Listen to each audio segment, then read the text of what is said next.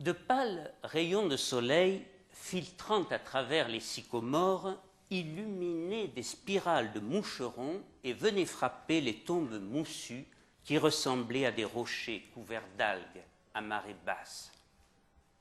Jules Janin, critique dramatique bien connu, et Stendhal, diplomate et homme de lettres, auteur du roman Le Rouge et le Noir, peinture sans concession de la société française de son époque qui lui apporta célébrité, venait d'assister en ce jour chaud de juin 1837 aux obsèques d'un ami commun au cimetière de Montmartre et de viser sur la brièveté et la fragilité de l'existence humaine.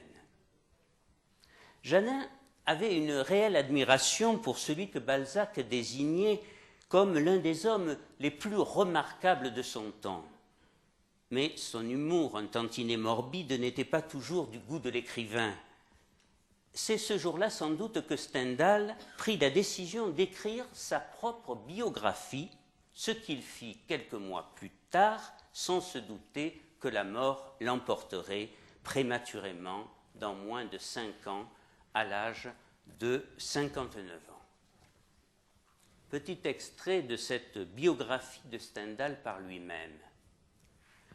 Je me souviens que Jules Janin me disait « Ah, quel bel article nous ferions sur vous si vous étiez mort !» Afin d'échapper aux phrases, j'ai la fantaisie de faire moi-même cet article. Ne lisez ceci qu'après la mort de Bayle, Henri, né à Grenoble le 23 janvier 1783, mort à le.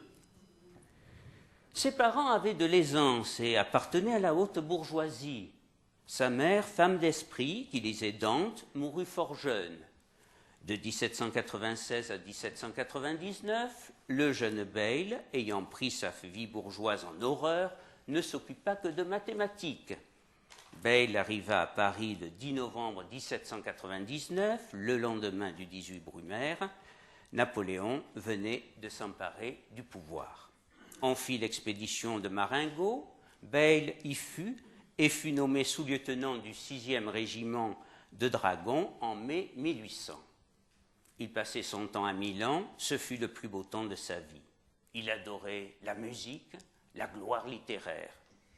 Bayle travaillait 12 heures par jour. Il lisait Montaigne, Shakespeare, Montesquieu et écrivait le jugement qu'il emportait. Bayle méprisait Voltaire, qu'il trouvait puéril, Madame de Staël, qui lui semblait emphatique, Bossuet, qui lui semblait de la blague sérieuse. Il adorait les fables de La Fontaine, Corneille et Montesquieu. En 1804, Bayle devint amoureux de mademoiselle Mélanie Gilbert, madame de Bascoff, et la suivit à Marseille. Ce fut une vraie passion. Mademoiselle Gilbert ayant quitté le théâtre de Marseille, Bayle revint à Paris. Son père commençait à se ruiner et lui envoyait fort peu d'argent. Il quitta ses études, vit la bataille d'Iéna, fit la campagne de Vienne et la campagne de Russie, où il se distingua par son sang-froid. Voilà donc ce petit extrait des mémoires d'Henri Bayle. En 1804, donc, Bayle devint amoureux de mademoiselle Mélanie Gilbert et la suivit à Marseille. Ce fut, dit-il, une vraie passion.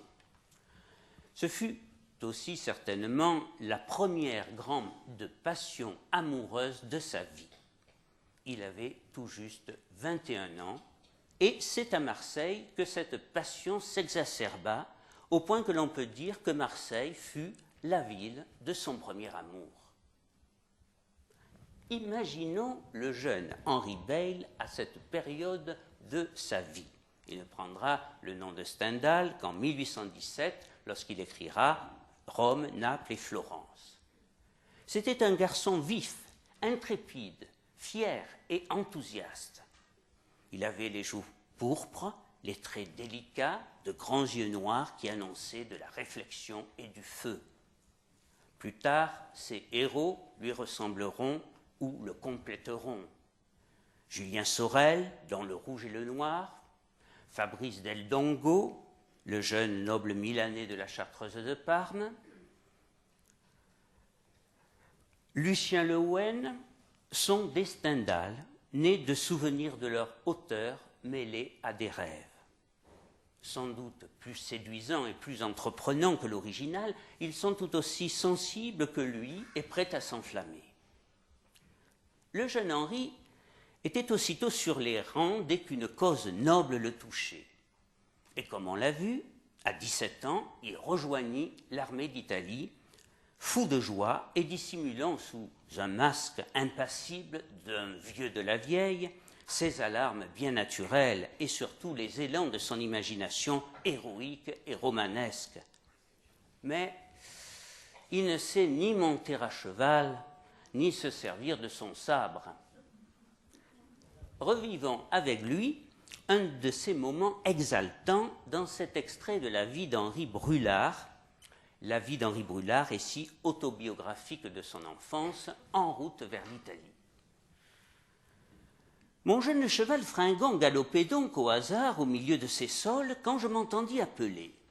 C'était le domestique sage et prudent du capitaine Burel-Villers qui, enfin, en me criant de retirer la bride et s'approchant, parvint à arrêter le cheval après une galopade d'un quart d'heure, au moins dans tous les sens. Il me semble qu'au milieu de mes peurs sans nombre, j'avais celle d'être entraîné dans le lac. « Que me voulez-vous » dis-je à ce domestique quand enfin il put calmer le cheval. « Mon maître désire vous parler. » Aussitôt je pensai à mes pistolets. C'est sans doute quelqu'un qui veut m'arrêter. La route était couverte de passants, mais toute ma vie j'ai vu mon idée et non la réalité. Je revins fièrement au capitaine que je trouvai obligeamment arrêté sur la grande route. « Que me voulez-vous, monsieur ?» lui dis-je, m'attendant à faire le coup de pistolet. Le capitaine était un grand homme blond, entre deux âges, maigre et d'un aspect narquois et fripon, rien d'engageant, au contraire. Il m'expliqua qu'en passant à la porte, on lui avait dit « Il y a là un jeune homme qui s'en va à l'armée sur ce cheval, qui monte pour la première fois à cheval et qui n'a jamais vu l'armée. Ayez la charité de le prendre avec vous pour les premières journées. » M'attendant toujours à me fâcher, pensant à mes pistolets, je considérais le sabre droit et immensément long du capitaine Burel-Villers, ce qui me semble appartenait à l'arme de la grosse cavalerie, habit bleu, boutons et épaulettes d'argent. Je crois que pour comble de ridicule, j'avais un sabre. Même en y pensant, j'en suis sûr. Henri Beyle fait route avec le capitaine qui lui apprend à monter à cheval. J'étais absolument ivre, fou de bonheur et de joie. Ici commence une époque d'enthousiasme et de bonheur parfait. Ma joie, mon ravissement ne diminuèrent un peu que lorsque je devins dragon au 6e régiment, et encore ce ne fut qu'une éclipse. Alors, après les premières émotions nées de la vie dangereuse, de la guerre et de la gloire auprès du seul homme qu'il admira vraiment, Napoléon, Henri allait connaître les premiers troubles de l'amour. Il rencontra donc à Paris Mélanie, de 3 ans son aînée. Elle était comédienne et venait de décrocher un contrat d'1 an pour jouer dans des tragédies au Grand Théâtre de Marseille, notre opéra actuel. Il en tombe aussitôt amoureux et résout de la suivre dans la cité phocéenne. En vérité, 3 raisons expliquent sa décision. La découverte de l'amour en la personne de Mélanie, le désir d'évasion et Marseille, ouverte sur l'Afrique et l'Orient et de toutes les villes françaises, celle qui symbolise le plus l'évasion et l'aventure, et puis donc la découverte de l'amour, et puis l'espoir, la 3e raison, l'espoir de faire fortune à Marseille dans le commerce et les affaires avec l'aide de son ami Fortuné Mantes, un prénom prédestiné. Car Henri est de plus en plus victime à ce moment-là de l'avarice paternelle et semble avoir renoncé momentanément du moins à ses ambitions militaires. Donc ce désir d'évasion, de changer de lieu, de culture, de briser la routine, de sortir de son propre être, ne le quittera jamais de toute sa vie. Le 25 juillet 1805, le jeune Henri arrive à Marseille et descend de la diligence devant les bureaux du maître de poste Barochin, au numéro 4 de la rue Beauvau, où se trouve actuellement l'hôtel qui porte ce nom. Au bout de la rue, il peut déjà voir le fronton et les piliers du Grand Théâtre où va se produire L'Oison, nom de scène de Mélanie Gilbert. Il a du mal à dissimuler son émotion. Ainsi donc, dans cette ville exubérante et joyeuse, trouvera-t-il enfin, en la personne de Mélanie, cette femme insaisissable qui tombera dans ses bras. Tomber, voilà le mot-clé. Tomber sans qu'il fût nécessaire de la poursuivre, ce que sa timidité maladive lui interdisait. En effet, si le jeune homme échafaude dans sa tête depuis des années les plus belles théories amoureuses du monde, il est dans la vie le contraire d'un Don Juan. Complexé par son physique rondouillard et ses manières gauches envers les femmes, il ne s'est pas encore déclaré à la comédienne, bien qu'il fît une partie du voyage jusqu'à Lyon avec elle. Dans les médias, il lui faut, sitôt arrivé, rencontrer son patron, un certain Charles Meunier, qui le reçoit chaleureusement et sans façon, l'engage aussitôt, qui lui avait été recommandé par son ami Fortunément, et l'appelle très vite « mon fils ». La maison Charles Meunier et compagnie, qui jouit d'une excellente réputation, travaille dans l'alimentation, mais l'alimentation de gros. Et on peut penser qu'Henri a dû manier plus de colonnes de chiffres et rédiger plus de lettres de commerce que soulever des sacs de lentilles ou rouler des tonneaux de saumure. L'image de Stendhal, épicier à Marseille, drapé dans un tablier blanc et vendant 6 œufs frais à une bonne ménagère marseillaise, fait partie de la légende. Henri s'installe chez M. Rambert, négociant, rue Sainte, dans un minuscule appartement, à 2 pas du Grand Théâtre. Plus tard, il habitera rue Venture, un logement plus confortable. Dès le lendemain, il commence son travail chez Meunier. Il ne veut pas perdre son temps. Sans doute a-t-il besoin d'argent, et il a besoin aussi de revoir au plus vite Mélanie. À midi, pendant la pause déjeuner, il prend ses jambes à son cou pour la rejoindre dans les meilleurs délais. Et là, sous le soleil marseillais qui décupe, dit-on, toutes les énergies, il l'aperçoit au loin, devant le Grand Théâtre. Il ressent alors une émotion et un bonheur qu'il n'avait jamais connus jusque-là. Ses tempes bourdonnent, son cœur bat la chamade. C'est cela sans doute, pense-t-il, l'effet de la flèche malicieuse de Cupidon. C'est ce qu'il appellera plus tard l'amour-passion. En 1822, alors qu'il va sur ses 40 ans, il écrira en effet un traité de l'amour dans lequel l'image de l'adolescent au cœur ardent qu'il fut est constamment présente. Ce texte, que même les stendhaliens les plus inconditionnels prennent fort peu au sérieux, mérite pourtant que l'on s'y attarde quelques instants. Stendhal classe l'amour en 4 espèces: l'amour-passion, l'amour-goût, l'amour physique et l'amour de vanité. De vanité. L'amour-passion, alors, c'est celui d'Héloïse et d'Abélard. Héloïse restera fidèle à son amant toute sa vie dans la solitude du couvent. C'est encore celui de cette religieuse portugaise qui, tout au long de ses lettres, ne fera que regretter l'amour perdu tout en se vouant au Seigneur et en trouvant dans la douleur de l'amour une sorte de tranquillité de l'âme. D'où cette singulière imploration qui termine sa première lettre. « Adieu, je n'en puis plus. Adieu, aimez-moi toujours, et faites-moi souffrir encore plus de maux. Autre exemple, dans le traité, Stendhal évoque un arabe de la tribu de Hazra qui se vante de connaître dans sa tribu 30 jeunes gens que la mort a enlevés et qui n'avaient d'autre maladie que l'amour. La maladie d'amour, longtemps chantée par Michel Sardou, est de tous les temps et de toutes les civilisations. N'est-ce pas d'elle aussi qu'est morte Madame de Rênal dans Le Rouge et le Noir, après l'exécution de Julien Sorel? Madame de Rênal fut fidèle à sa promesse, écrit Stendhal dans le dernier paragraphe.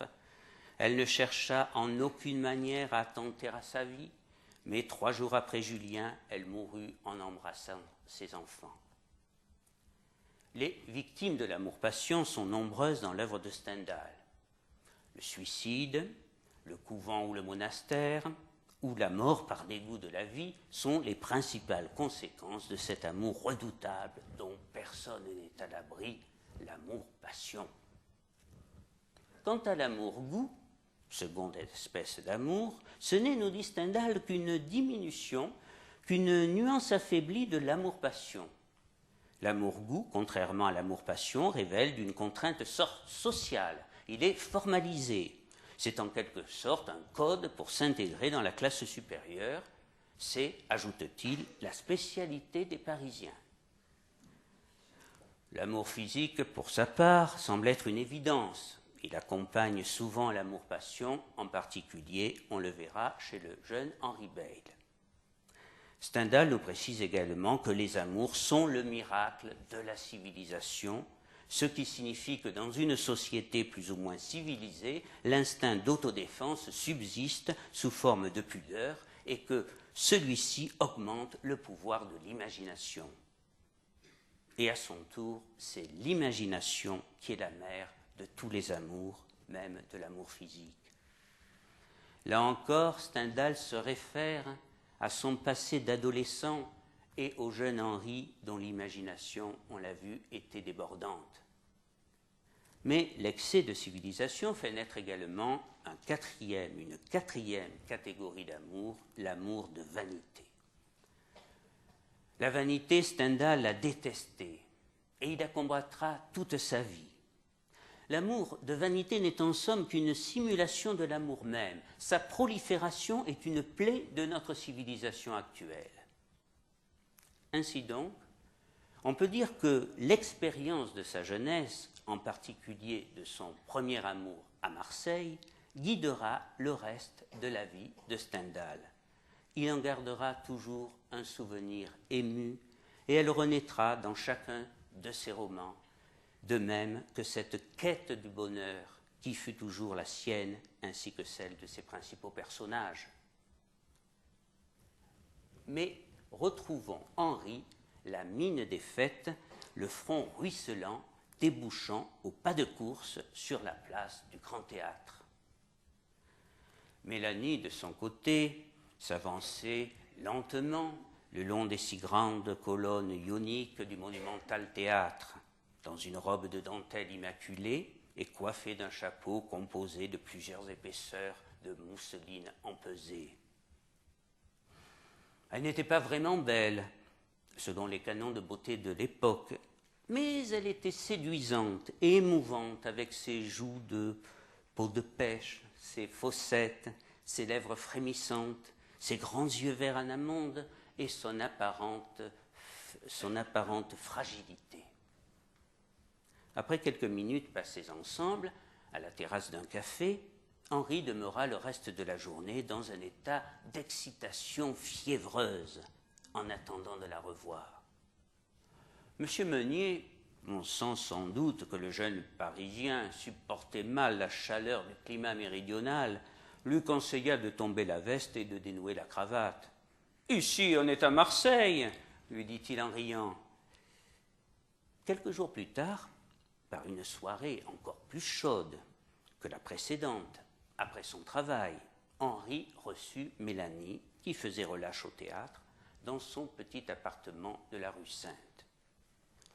Si l'on en croit le journal que tient le jeune homme et dans lequel une phrase codée en anglais laissait entendre que l'amoureux transi est resté dans ses bras jusqu'à minuit. Henri et Mélanie allaient connaître pour la première fois, en tout cas en ce qui concerne Henri, l'amour physique. Marseille fut donc bien pour Stendhal la ville de son premier amour et de sa découverte de l'amour physique. Ainsi Henri pouvait-il à juste titre se réjouir d'être arrivé à ses fins, malgré sa timidité, de connaître l'amour-passion et l'amour physique, et de réaliser son rêve qui datait de son enfance, avoir pour maîtresse une comédienne, et non des moindres, puisqu'elle avait appris l'art dramatique avec la fameuse mademoiselle Clairon, et qu'elle reçut la coquette somme de 6500 francs or pour cette saison à Marseille. Mélanie, contrairement à ce que prétendront certains par la suite, aima aussi beaucoup Henri, même si elle fut surtout touchée par l'amour-passion que celui-ci lui portait. Elle lui trouvait beaucoup de charme et une grande sensibilité, ainsi qu'une extrême gentillesse. Elle possédait sa spontanéité, sa générosité, et détestait comme lui l'hypocrisie et la flagornerie qu'elle connaissait bien dans le milieu du théâtre et que l'on retrouvait également dans la bourgeoisie riche, les milieux ecclésiastiques, ceux de la justice et dans l'entourage des princes qui nous gouvernent. Stendhal ne sera pas tendre avec les hypocrites et ceux qui ne cherchent qu'à s'enrichir sur le dos des autres en propageant les plus ignobles calomnies. Il aimait la justice et la liberté et n'hésitera jamais à afficher son horreur de l'absolutisme, son anticléricalisme et sa haine envers les juges corrompus par le pouvoir et sans honneur. On pense notamment à l'immonde général Rassi dans La Chartreuse de Parme, qui incarne bien tous ceux qui l'exécraient. Henri et Mélanie allaient désormais profiter de leur moment de loisir pour découvrir Marseille, cette ville merveilleuse qui leur apportait un si grand bonheur. Henri s'efforcera également d'aller à la rencontre de sa population, si différente de celle des autres villes qu'il connaissait, de Grenoble, sa ville natale, qu'il détestait, mais aussi de Paris. Il appréciait notamment la franchise, la spontanéité et l'absence de calcul des Marseillais. Il s'étonna un peu de l'engouement des Marseillais, toutes classes confondues, pour la musique et tout particulièrement l'opéra. Lui-même aimait beaucoup Haydn, Mozart et surtout Cimarosa, son musicien favori. Dans quelques années, installé à Milan, il écrira des ouvrages de critique musicale comme Vie de Haydn, Mozart et Métastase et des ouvrages de critique picturale. Il aimera particulièrement la peinture italienne. Depuis sa création en 1787, le Grand Théâtre de Marseille, le second en date des théâtres lyriques monumentaux de province après celui de Bordeaux en 1780, ne désemplit pas. On s'y bouscule même, et le public peut être enthousiaste jusqu'à l'hystérie ou absolument odieux et impitoyable si une œuvre ou une interprétation lui déplaît. Lorsqu'Henri arrive à Marseille, toute la ville parle encore du Prisonnier, qui fut donné en septembre 1798. La représentation de cet opéra du compositeur marseillais Della Maria, élève de Paisiello, déclencha un enthousiasme indescriptible, au point que la pièce suivante, qui terminait la soirée, ne put être jouée. L'ouvrage de Della Maria dut être pris une seconde fois dans sa totalité. Les Marseillais appréciaient aussi le théâtre, plus particulièrement la tragédie. Loison joua, durant cette saison au Grand Théâtre, Tancrède, une pièce de Voltaire, Les Templiers de Renoir et surtout Le Cid de Corneille, dans lequel elle interprétait l'infortunée Chimène. Elle abordait ce rôle difficile avec beaucoup de sensibilité et de sérieux, suivant cela les conseils de Mademoiselle Clairon, l'un des meilleurs professeurs d'art dramatique de la capitale. Nous sommes le soir de la première. Henri, dans la salle, est anxieux et se dandine sur son fauteuil. Chaque apparition de Mélanie est pour lui un enchantement. C'est le début de la scène 8, acte 2. Chimène apprend la mort de son père, tué par celui qu'elle aime, Rodrigue, et désemparé, va trouver le roi. Henri est ébloui et ému jusqu'aux larmes. Il applaudit à tout rompre. Mais son enthousiasme, semble-t-il, n'est pas partagé de tous. En fait, pour tout dire, il semble bien que les Marseillais, tout aussi exigeants en théâtre qu'en opéra, ne furent guère emballés par les prestations de Loison. Sans doute parce qu'elle était en général assez sobre dans ses rôles et que le public marseillais d'alors préférait les grandes envolées tonitruantes. Peut-être aussi parce que, en dépit de tous ses efforts, elle n'était pas une comédienne excellente. Durant cette année 1805, l'année marseillaise de Stendhal et celle de son premier amour, la ville est en pleine ébullition. Non pas révolutionnaire, le temps des grandes révolutions est passé, ici comme ailleurs, mais architecturale. On assistait alors à une sorte de compétition entre le préfet et le maire dans ce domaine. C'est à celui qui réaliserait le plus de grands projets pour la ville. Le préfet est un certain Antoine Thibaudeau, un homme dur mais juste. Il a succédé à ce nouveau poste créé par Napoléon, alors premier consul, à Charles de la Croix, qui a laissé son nom à la halle aux poissons au cœur de la ville. Thibaudeau sert l'empereur avec un zèle qui faillit lui coûter cher d'ailleurs lors de la chute de l'Empire. En effet, contrairement à Henri, les Marseillais ne portent guère Napoléon dans leur cœur et considèrent le petit caporal corse comme un parvenu et ceux qui le servent comme des opportunistes. Le maire se nommait Ignace d'Antoine, baron de Saint-Joseph. Il était apparenté à Napoléon par le biais de sa femme, née Clary, dont la sœur avait épousé Lucien Bonaparte. Il avait fait aménager la place d'Aix. Thibaudeau répliqua par le jardin botanique, alors au Chartreux. Il poursuivit également l'aménagement de ce qui deviendra le jardin de la colline Puget. Si on en croit un guide de ce temps, on s'y rendait pour respirer un air pur et jouir du point de vue le plus varié. Antoine s'attaqua alors à la place Castellane, née dans les années 1780 et qui avait pris le nom de l'excellent marquis Castellane-Magastre, propriétaire de l'emplacement, et qui le céda en la circonstance en prenant à la charge tous les frais d'aménagement de la place. Celle-ci, toutefois, étant bien vide et ne possédant pour tout ornement qu'un simple lavoir, qui subsistera d'ailleurs jusqu'en 1883, Antoine imagina donc l'érection sur cette place d'une fontaine surmontée d'un obélisque de 13 mètres de haut, orné de sculptures à sa base. La pierre votive ne sera posée qu'en 1811 en présence du préfet et du maire qui s'observaient en chiens de faïence. Stendhal put l'admirer lors de son second séjour à Marseille en 1829.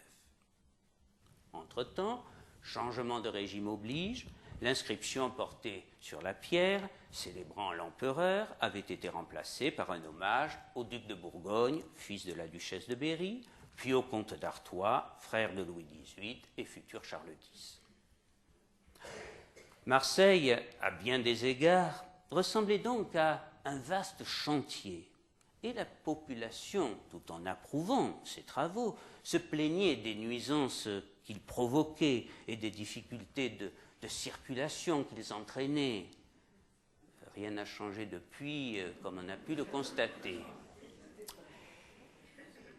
Elle protestait aussi contre la guerre, qui, avec le blocus continental décidé par Napoléon pour étouffer l'Angleterre, empêchait Marseille d'exporter et d'importer. d'où les difficultés rencontrées par nos industries et la montée du chômage et de la précarité. Devant l'hôtel de ville, le peuple gronde et agite des placards. « Vive la paix! Plus de guerre, mais du pain! Ouvrez le port !» Des complots naîtront de ce mécontentement, mais ils seront très vite étouffés dans l'œuf par Thibaudeau, que les Marseillais surnomment alors barre de fer. Mais lors de son année à Marseille, Henri ne s'intéresse guère à la politique marseillaise, trop occupé par son amour avec Mélanie. Et le dimanche, son plus grand bonheur est de se promener avec elle dans le parc du château Borély, au bord de son lac romantique, sous les frais ombrages qui les protègent des effets de la canicule, particulièrement éprouvante cette année-là. Ils rechercheront d'ailleurs, durant tout l'été, les coins frais, ombreux et humides. Souvent, ils se rendent dans le quartier de Saint-Loup ou à Montredon, alors hors la ville. Les prairies sont si vastes qu'Henri écrit « 4 régiments de dragons pourraient y charger à l'aise ». Mélanie et Henri déjeunent à l'ombre de pommiers, de 2 grives froides, une alouette et 2 petites tourtes. Ah, que demander de plus à la vie? C'est peut-être durant cette période de son existence à Marseille qu'il sera le plus parfaitement, le plus pleinement heureux. Cette chasse au bonheur qui résumera l'essentiel de sa vie sera aussi ce qui motivera Fabrice Del Dongo, le jeune héros de la Chartreuse de Parme. Et à ce sujet, Stendhal nous réserva une surprise puisque c'est dans un noir cachot de la tour Farnèse qu'il trouvera le bonheur grâce à l'amour, bien entendu, l'amour pour la fille du gouverneur de la prison, l'angélique Clélia Conti. C'est à elle qu'il pense lorsqu'il s'endort le soir sur la paille humide.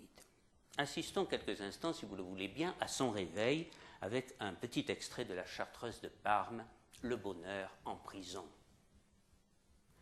Verrai-je Clélia, se dit Fabrice en s'éveillant. Mais ces oiseaux dans cette cage sont-ils à elle? Les oiseaux commençaient à jeter des petits cris, à chanter, et à cette élévation, c'était le seul bruit qui s'entendit dans les airs. Ce fut une sensation pleine de nouveauté et de plaisir pour Fabrice que ce vaste silence qui régnait à cette hauteur. Il écoutait avec ravissement les petits gazouillis ininterrompus et si vifs par lesquels ses voisins saluaient le jour. S'ils lui appartiennent, elle paraîtra un instant dans cette chambre, là, sous ma fenêtre. Et tout en examinant les immenses chaînes des Alpes, vis-à-vis le premier étage desquels la citadelle de Parme semblait s'élever comme un ouvrage avancé, ses regards revenaient à chaque instant aux magnifiques cages de citronniers et de bois d'acajou qui, garnies de fils dorés, s'élevaient au milieu de la chambre fort claire servant de voilière. Verrai-je Clélia? Et si je vois Clélia, daignera-t-elle m'apercevoir? Ma foi, il faut faire des indiscrétions pour être remarqué. Ma situation doit avoir quelques privilèges. D'ailleurs, nous sommes tous deux seuls ici et si loin du monde. Je suis un prisonnier, apparemment ce que le général Conti et les autres misérables de cette espèce appellent un de leurs subordonnés. Mais elle a tant d'esprit, ou pour mieux dire, tant d'âme, que peut-être méprise-t-elle le métier de son père. De là viendrait sa mélancolie, noble cause de tristesse. Mais après tout, je ne suis point précisément un étranger pour elle. Avec quelle grâce, pleine de modestie, elle m'a salué hier soir. Je me souviens fort bien que lors de notre rencontre près de Côme, 7 ans plus tôt, je lui dis « Un jour, je viendrai voir vos beaux tableaux de Parme. Vous souviendrez-vous de ce nom ? Fabrice Del Dongo ?» L'aura-t-elle oublié? Elle était si jeune alors. Mais à propos, se dit Fabrice étonné en interrompant tout à coup le cours de ses pensées, j'oublie d'être en colère. Serais-je un de ces grands courages comme l'Antiquité en a montré quelques exemples au monde? Suis-je un héros sans m'en douter? Délicieuse Clélia, qui par sa seule présence à sa fenêtre parvenait à faire oublier sa colère et à apporter tant de bonheur à un infortuné garçon victime des intrigues d'une petite cour italienne, cynique et impitoyable. Sans doute ressemble-t-elle, comme une goutte de rosée à une autre goutte de rosée, à l'éblouissante Mélanie qui apporta à Henri tant de bonheur avant même qu'il n'ait osé se déclarer. Nous retrouvons à présent nos deux tourtereaux à la pomme, qui était à cette époque un agreste village qui sentait la lavande et les fruits mûrs, et où les auberges étaient nombreuses, et elles étaient autant de nids d'amour dont Stendhal assure qu'il se souviendra toute sa vie. Que Marseille est belle et proche de la nature. C'est véritablement une ville à la campagne qui a les pieds au bord de l'eau. La baignade est certes encore loin d'être institutionnalisée. Pourtant, à Marseille, les soirs d'été, les gens, femmes et hommes, jeunes et moins jeunes, accourent en foule vers la plage d'Arinques ou aux pierres plates à l'extrémité du port, se déshabillent entièrement et se jettent à l'eau. La nudité n'était pas alors objet de scandale. Il faudra attendre la monarchie de Juillet pour que soit interdit aux nageurs de se baigner sans caleçon ou sans un voile quelconque, ce qui n'empêchera pas les Marseillais de conserver leurs habitudes encore longtemps en ce domaine comme en bien d'autres. Henri et Mélanie préfèrent toutefois la quiétude bucolique des bords de l'Uvonne, qui n'était pas encore l'égout à ciel ouvert qu'il deviendra au XXe siècle, et jusqu'à une époque récente. Ils se faufilaient alors sous une double haie de platanes immenses et d'ormes centenaires. L'eau était claire et délicieusement fraîche. Henri se contentait la plupart du temps de barboter sur les berges. Ce n'était pas un très bon nageur. Mélanie, en revanche, n'hésitait pas à s'éloigner de la rive et se baignait, généralement dans le plus simple appareil, à la mode marseillaise. On comprend que l'image de cette nymphe nue parmi les lierres et les herbes folles troublera encore Stendhal 20 ans plus tard lorsqu'il évoquera cette scène charmante et naïve. Henri, qui racontait tout, ou presque, à sa sœur Pauline dans les lettres qu'il lui adressait régulièrement, ne lui décrivit pas les exploits naturistes de Mélanie, mais pour évoquer la beauté et la pureté du paysage, il eut recours à Cimarosa, qui savait si bien, au milieu d'un air sombre, placer un joli petit air gai avec accompagnement de musette. La nourriture, ayant toujours tenu une place non négligeable dans la vie de Stendhal, et sans doute aussi dans celle de sa bien-aimée, les deux amoureux, qui ne vivaient pas seulement d'amour et d'eau fraîche, dégustaient généralement, nous dit Henri, 2 perdrix et un pigeon, un pâté, un fricandeau, quelques pêches, du raisin et une bouteille de vin de Bordeaux. Ainsi se terminait en apothéose leur partie de campagne dominicale. Tout, sans doute, aurait pu continuer ainsi, puisque l'amour-passion est celui qui se poursuit même au-delà de la mort. Hélas, il n'en fut rien.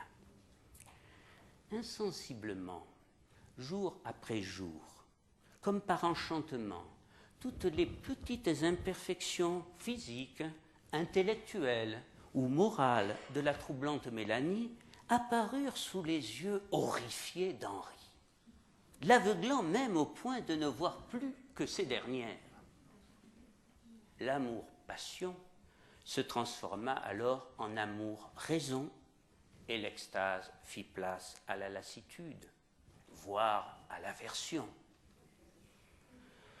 Il réalisa qu'elle était tatillonne et despotique, qu'elle passait des heures à bavarder futilement et à rire sans raison apparente, que sa conversation était plate et sans relief, et que sa beauté était toute relative.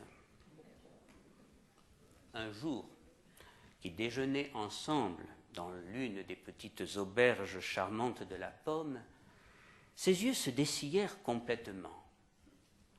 Il mangea, l'air lugubre et préoccupé, s'arrêtant de temps à autre pour avaler un peu de pain, boire une gorgée de vin, mais sans prononcer un mot.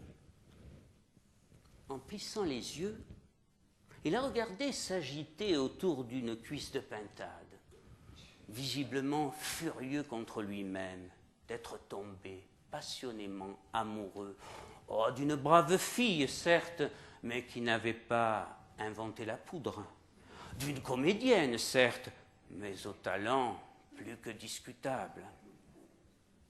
Désormais, il marqua un mouvement de recul à chacune de ses apparitions. Je commence à trouver Mélanie bête, note-t-il laconiquement dans son journal. Il commença alors par rechercher dans les dames de la bonne société marseillaise quelques cœurs à prendre. Certaines d'entre elles le reçoivent fort courtoisement, mais s'amusent de ses airs gauches. L'une d'entre elles, qui aurait pu être sa mère, semble s'intéresser sérieusement à lui et lui témoigner une réelle affection. Sans doute pensera-t-il à elle lorsqu'il évoqua dans Le Rouge et le Noir l'une des premières rencontres de Julien Sorel avec Madame de Rênal. Petit extrait, premier regard, premier bonheur, Le Rouge et le Noir. Avec la vivacité et la grâce qui lui étaient naturelles quand elle était loin du regard des hommes, Madame de Rênal sortait par la porte-fenêtre du salon qui donnait sur le jardin, quand elle aperçut près de la porte d'entrée la figure d'un jeune paysan, presque encore un enfant, extrêmement pâle et qui venait de pleurer. Il était en chemise bien blanche et avait sous les bras une veste fort propre de ratine violette. Le teint de ce petit paysan était si blanc, ses yeux si doux, que l'esprit un peu romanesque de Madame de Rênal eut d'abord l'idée que ce pouvait être une fille déguisée qui venait demander quelque grâce à monsieur le maire. Elle eut pitié de cette pauvre créature arrêtée à la porte d'entrée et qui évidemment n'osait pas lever la main jusqu'à la sonnette. Madame de Rênal s'approcha, distraite un moment de l'amer chagrin que lui donnait l'arrivée du précepteur. Julien, tourné vers la porte, ne la voyait pas s'avancer. Il tressaillit quand une voix douce lui dit tout près de son oreille « Que voulez-vous ici, mon enfant ?»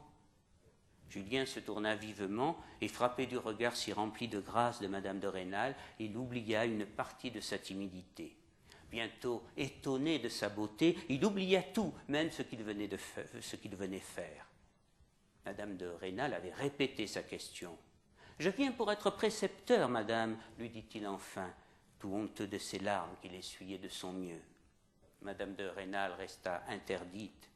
Ils étaient fort près l'un de l'autre à se regarder. Julien n'avait jamais vu un être aussi bien vêtu et surtout une femme avec un teint si éblouissant, lui parler d'un air si doux. Madame de Rênal regardait les grosses larmes qui s'étaient arrêtées sur les joues si pâles d'abord et maintenant si roses de ce jeune paysan. Bientôt elle se mit à rire avec toute la gaieté folle d'une jeune fille.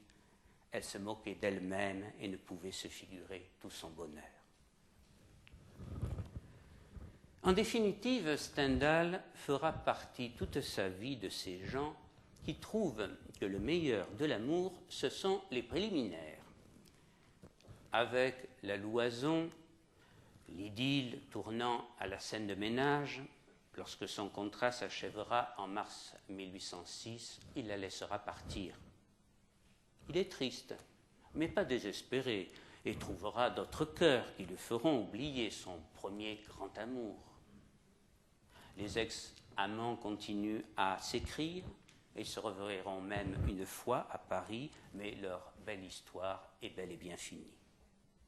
Henri, devenu Stendhal, n'en voudra pas à Marseille, bien au contraire.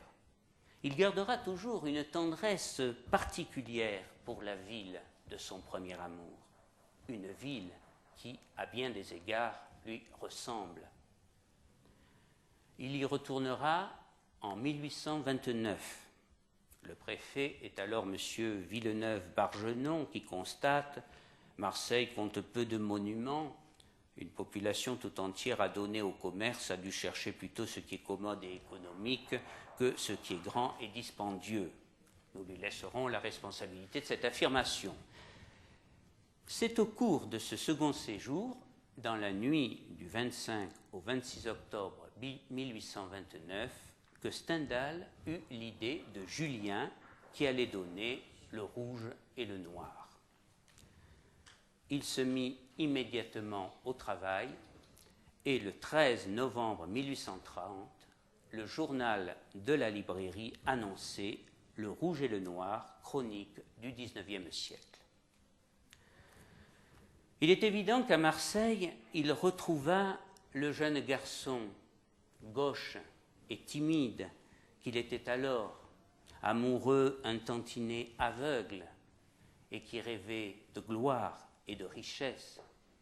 Et Julien n'est autre que le frère malchanceux d'Henri.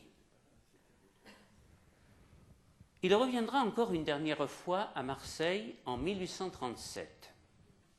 La ville avait bien changé. Elle s'était agrandie vers le nord et vers l'est autour de nouvelles usines. L'éclairage au gaz illumine le grand théâtre et gagne peu à peu tous les quartiers.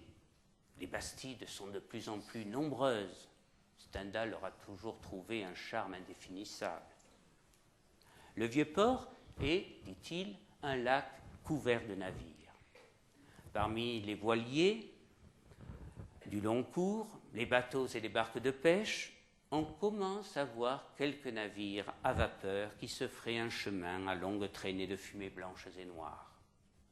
Mais son affection et son admiration pour la ville restent la même. Il évoquera ce troisième séjour dans « Mémoires d'un touriste ». S'étant endormi dans la diligence, il manqua le coup d'œil depuis la Viste et il en fut si contrarié qu'il y retourna le lendemain pour refaire son entrée dans la ville et écrire « Le lieu mérite bien son nom, la vue en effet est immense et ravissante. »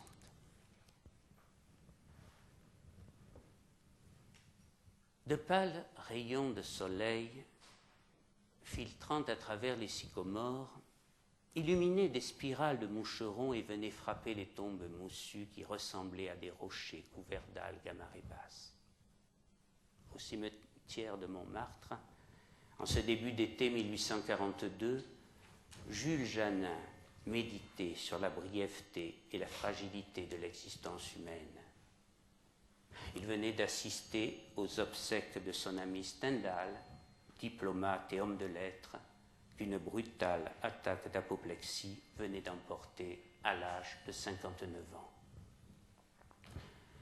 Sans doute songeait-il à cette chaude après-midi de juin 1837, semblable à celle-ci, où en ce même lieu ils cheminaient ensemble. La mort, trop gourmande, avait emporté celui qui aimait tant la vie et qui toujours conserva l'enthousiasme, la passion et le dynamisme de sa jeunesse. Il laissait de nombreux manuscrits inachevés qui ne seront publiés que plus tard, dont une remarquable vie de Napoléon et 2 romans éblouissants, Lucien Leuwen et La Miel. Janin songeait à sa plaisanterie prémonitoire et regrettait la quasi-indifférence des milieux littéraires et journalistiques à son égard, bien qu'il laissait une œuvre admirable. Balzac le premier, puis plus tard Paul Bourget et surtout Taine permettront à l'immense romancier de sortir de son purgatoire et de rejoindre les plus grands. À Marseille, sur la façade de l'immeuble du numéro 14 rue Venture, vous remarquerez une plaque apposée depuis juin 1916 grâce aux efforts du journal Le Soleil de Midi, et sur laquelle vous parvenez à déchiffrer ce texte En 1805 et 1806, Stendhal, avant d'écrire La Chartreuse de Parme, vécut quelques mois dans cette maison. Modeste hommage de notre ville à celui qui l'aimait tant. Je vous remercie. Merci.